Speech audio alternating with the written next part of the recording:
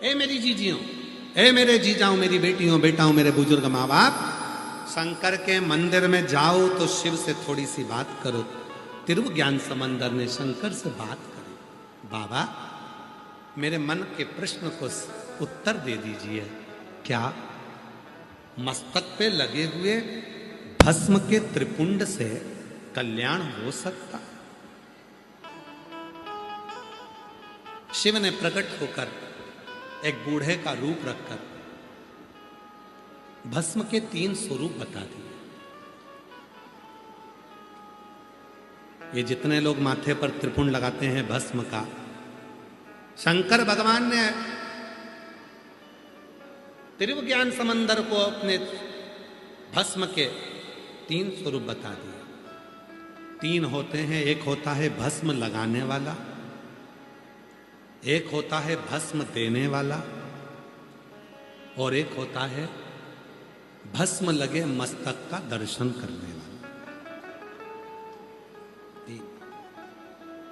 शिवजी कहते हैं सुनो, हे तिरु, बूढ़े का रूप रखकर भगवान शंकर कहते हैं एक होता है भस्म लगाने वाला। शिव की चढ़ी हुई भस्म जब किसी के मस्तक पर आती है तो ये शरीर केवल शरीर नहीं रह जाता है, ये शरीर लिंग बन जाता है, शंकर का स्वरूप बन जाता है। और जब शरीर शिव बन जाता है तो संपूर्ण भाव शिव का। आप देखिएगा जिनके मस्तक पर त्रिपुंड लगा होता है उनके चेहरे को देखोगे तो आपको देखकर लगेगा कि ये शंकर का कोई शिवलिंग है, शंकर का कोई स्वरूप। दूसरा है भस्म का दान।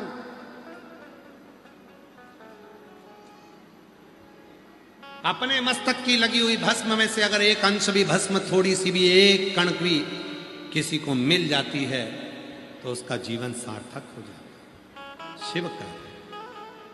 और सुनो तिरु, शिव कहते हैं तीसरे नंबर पर है भस्म लगे मस्तक पर लगी हुई त्रिपुंड का दर्शन कर लेने पर मनुष्य अपनी 71 पीढ़ी को पार उतार देता है। मात्र दर्शन, मस्तक पर लगे हुए भस्म को दर्शन मात्र से जीव पार उतर जाता है। संशय मिटाना था, शिवजी ने कहा तिरु, तुम कभी भस्म लगाकर जाओगे और उस भस्म का प्रयोग कर कर देखोगे तो तुम्हें मालूम पड़ेगा। आज तिरु ने 5 वर्ष के लड़के ने परीक्षा कर ली, मस्तक पर भस्म का तिलक लगाया।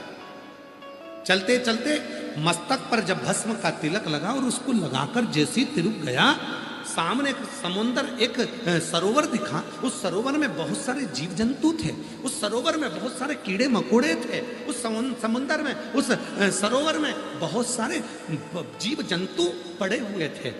सरोवर में पानी कम था, जीव जंतु ज्यादा थे, जीव जंतु ज्यादा थे, पानी कम था। तिरु ने विचार करा, मैंने सुना है बूढ़े के मुख से, बुजुर्ग के मुख से, कि कण मात्र भी अगर जीव को मिल जाता है तो उसका कल्याण हो जाता है। आज मैं भी तो देखूं कि भस्म में कितना फल है। तिरु ने अपने मस्तक की भस्म में से थोड़ी सी भस्म निकालकर सरोवर में डाल दी। सरोवर में डालते ही जितने भी जीव थे, जितने जीव थे जिनका समय पूर्ण हो चुका था, वो सुंदर सुंदर वस्त्र धारण कर कर शिव धाम को जाने लगे। और जो सरोवर में बाकी के जीव थे वो शिव नाम गाने लगे। समझ में आ गया कि ये भस्म साधारण नहीं है, ये भस्म साधारण नहीं।